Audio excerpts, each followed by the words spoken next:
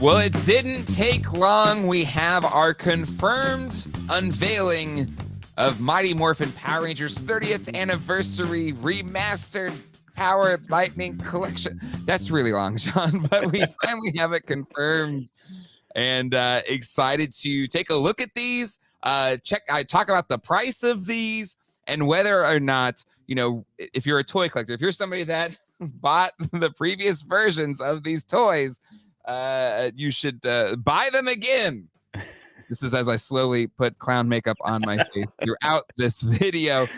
But we definitely want to bring in a special guest, somebody who has extensive knowledge about not only MMPR, but all the Power Rangers lore. Friend of the channel. He has his own fantastic toy channel as well. Ken from Toy Kennections. Welcome, good sir. Go Power Rangers 30th anniversary. How y'all doing? Doing well. 30 years. Great. That feels weird. Doesn't it?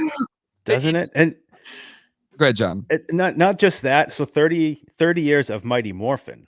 Yes. So Dino Thunder has presence from this panel. Dino Thunder's almost 20 years old. Yeah, 2004. You're right. Last full season for Jason David Frank as the team coming back as the team's mentor. Rest in peace. Rest in peace. Absolutely. But to me, I think the big ticket item from this, or at least I don't know, the thing I was most excited about, which probably shows my bias for MMPR, was the remastered MMPR figures. Yes. And let me pull it up here. It's available on Hasbro Pulse as well as beyond Hasbro Pulse. I think I saw it on Entertainment Earth and all that kind of fun stuff. But they officially unveiled and put up for pre-order 2 of the figures from their remastered line. And gentlemen, first thoughts on the reveal, what they did show, and kind of what it means for the Lightning Collection. Ken, you're our special guest. Why don't you go first? So, I mean, personally for me, when you collect any toy line, they always remaster, reissue something. I always tell people with Starscream, they're going to give you the dull colors, then the anime colors, then the one with the throne, the cape, and the crown for Transformers. So like the fact that they've gone with I think the heads, the face scans are supposed to be better on these ones than the ones we've gotten in the past. So maybe they've gone the Mattel route with the True Effects face scans for the wrestlers. Sure. Right. And you see that one looks like Trini. Right, especially for a 6-inch figure. I'm not sure if they're doing an alternate head with Aisha on it. I know, obviously, Aisha is going to be the 30th anniversary series. On that is curious. It doesn't look like it comes in this pack, but it does mean they may do another one with Aisha in it too, because that is a really good point. It's improved head scans. But in the case of Yellow Ranger, Red Ranger, and Black Ranger, you had different people play those characters, right? So yes. But the same was true for the Mighty Morphin, the original release figure. And so this one has pigtails. The original one does not. I thought the Trini was okay. Like she was better. It's not perfect. That's kind of at least been my critique. And I've seen others, like the head sculpts on these were very lacking. I think Zach's, the Black Ranger, is the worst of the bunch, or Pink Ranger as well. Like Kimberly's face is not great, but the yellow and blue weren't bad. Like as Billy's original head sculpt, that's not really focusing, but wasn't bad either. I took a picture and I'll overlay it here. But so interesting choice. They chose 2 of the figures that their original face sculpts weren't terrible, but still there's so much more here. But go ahead, Ken. Sorry. Oh no, nothing. It's just Hasbro tends to leave a few bullets in the chamber. Like they'll kind of sandbag you with the rollout of the thing you kind of want, and then give you the thing that you really want. Like we've seen it. We've seen it. Mattel does it. Mattel does it too. Right. Indeed. It's nothing new if you're an adult collector. John, what was your first take on these being unveiled? I think these are probably as close that we can get for an affordable figure, as close as like a Japanese release, whether it's a Figure Arts or something along those lines, where it seems like they're shooting for the stars for the design, the articulation, the posability, the finish. I mean, Yeah. these figures do look really good. I Yeah, mean, of they course, do. these are promo shots. Who knows what they'll actually look like in hand because, between lighting and everything else, it really dresses these figures up. Well, But I will say to that, like they showed them in their fan stream with like a crappy webcam, and they looked pretty good in the crappy webcam too. But again, that yeah, could be a prototype or something. But you're right, John. Go ahead. yeah. And I mean, the first Billy figure, I think, even though he has a good head sculpt but his glasses are affixed to his face, Yes. this definitely helps not having the Oh yeah. glasses be a permanent part of his head sculpt. So I think Yes. that naturally just makes it look better. Yes. Agreed. Yeah, it's kind of like we're all classified collectors, like how they've done glasses for classified figures, or even the Sergeant Slaughter. Where is he? Over here. Like Yep. it's the detachable glass or sunglasses or whatever. It makes it look so much better as a figure. Billy being the most expensive figure, right, on the secondary market from the first release. It's nice that they're throwing the fans a bone where, like you said, I'm going to buy him and buy him again. Mm-hmm. Put out the priciest one, hardest to get one first. You kind of do everybody a favor. That's a good point. It's a very good point. I'd forgotten that he was more pricey on the secondary market.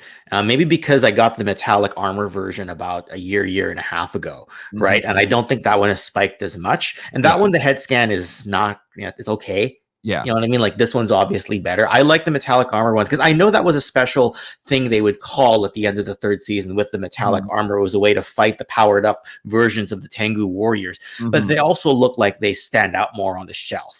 Right. Gotcha. Yeah. This one, I'm not sure. Like, what did they show us? Did they show us a paint master, or did they show us the final, the final factory, like the first wave from the factory? I'm not I feel not like sure. it was a factory sample, just because it didn't look like a paint master, because they were moving them around, and kind of showcasing that these were pinless joints. They also have drop hips, which has Classified done that? I was like, oh, that's pretty cool. So you can do even more extreme poses. Yep. So that all of those features to me really take these to another level. I mean, the fact that even though they don't really have the Power Morpher in their hand when they're in costume, right? They're usually in their civilian clothes.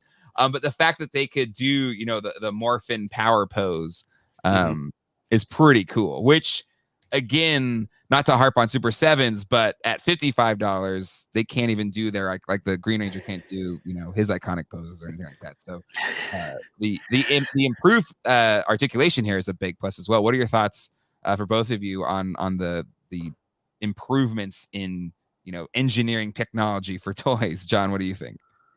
I mean, if you can do what they're supposed to do as far as looks and displaying them in your collection, I mean, it's a no-brainer. If they're going to show, whether it's on the packaging or what everybody's familiar with, them holding their morpher out straight in front of them, it should do that. Yeah. And them pulling it off, perfect. Agreed. Ken, your thoughts? Well, I mean, look at the range of accessories that you get on this, between the morpher, the holstered version of the weapon of the blaster, or the gun version of the blaster. Like, I'm not sure if all the versions included this many accessories. I'd have to look at mine closer. No, looking at it right now. So comparing this the new Yellow Ranger to this old Yellow Ranger, and I'll make my screen a little bit bigger here. But yeah, so we've got 2 extra hands. So only 2 sets of hands, not 3. You only have the unholstered version of the blaster, the unmasked head, and then the figure. And there are little blast effects, but they aren't the big ones.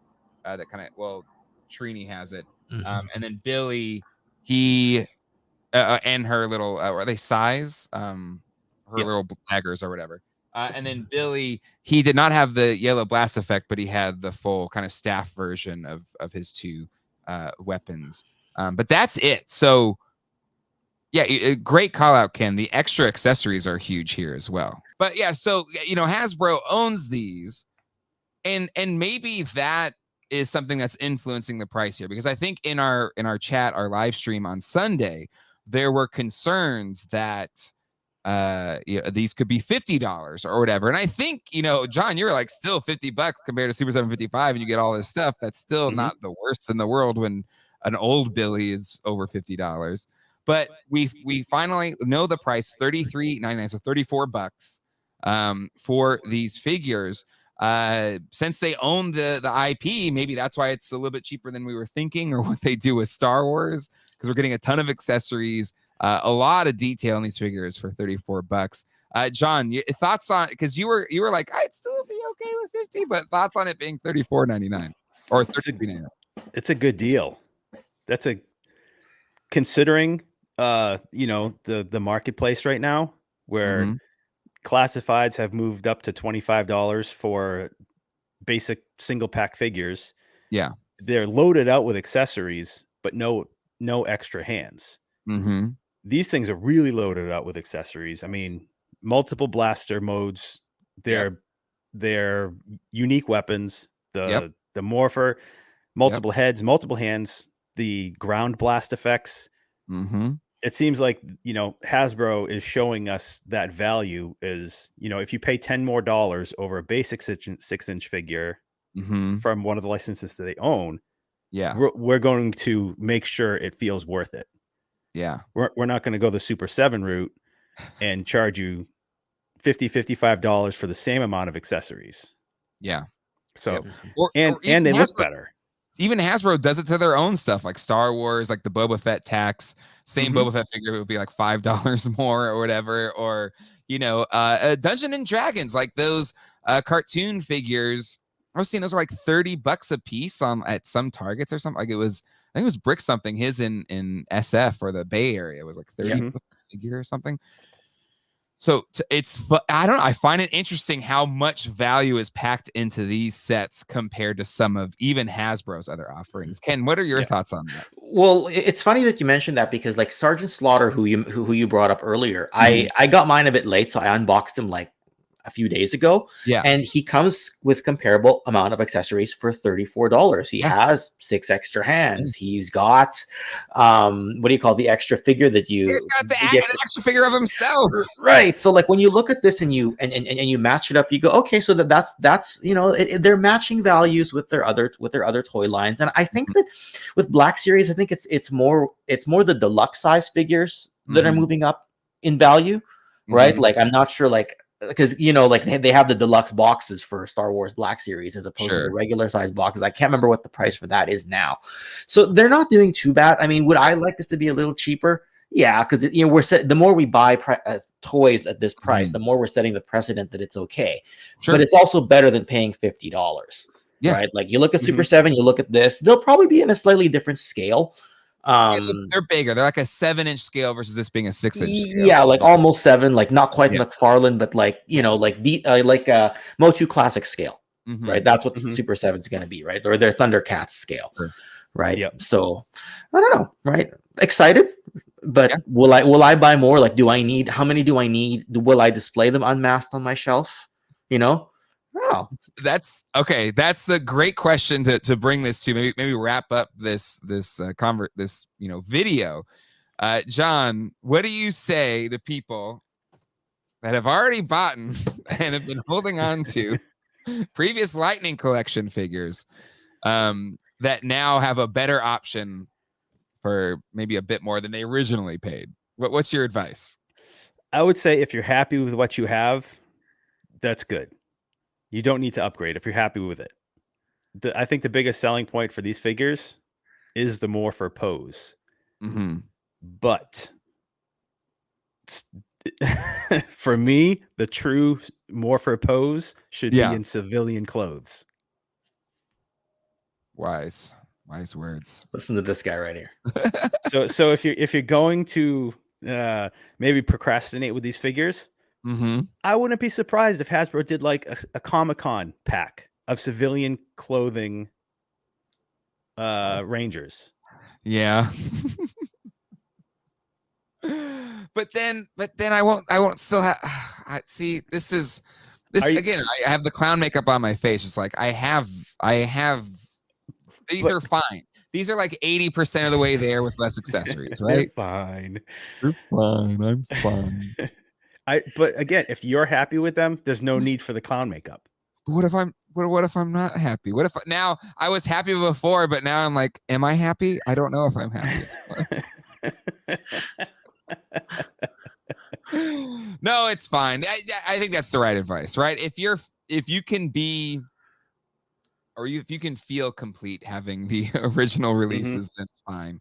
But if you're like me and there's something seriously flawed with the way you look at life and collect toys, then maybe, I don't know, you need to get them. But we'll see. Ken, what's your advice there?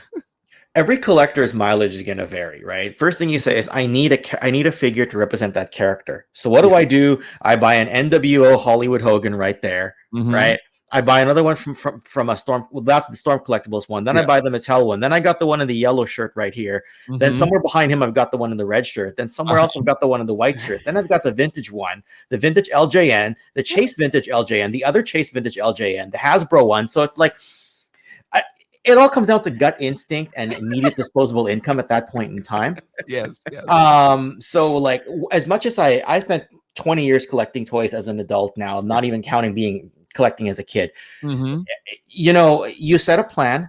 My plan was, let's get a few Transformers and a couple of GI Joes, and 20 years later, I still have not stuck to my plan. So we'll never figure it out. Is that a really circular way of saying buy what you feel like?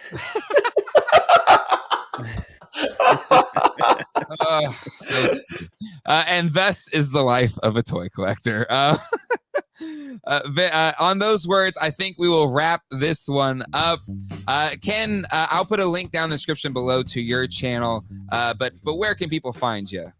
So you can look up Toy Kennections, just spelt like this without the name Ken. I just do that so people, know who I am as well. You can find Toy Kennections, one word, also on Instagram. And yeah, I do a live stream every single week as well that I call Toy Kennections Online, that I've had both these gentlemen on at some point in time, and many of our friends in the community. So look me up. Love talking all things toys. A lot of Transformers, a lot of GI Joe, a lot of wrestling, occasionally other stuff too, like Motu and the stuff that we all love. So anyway, look me up. And your Transformers videos are great. I mean, I think all of your videos are great. So definitely check out Ken if you have not yet. Well, that's it. We'll see you all next time. Hasta luego. And goodbye. Take care, everybody.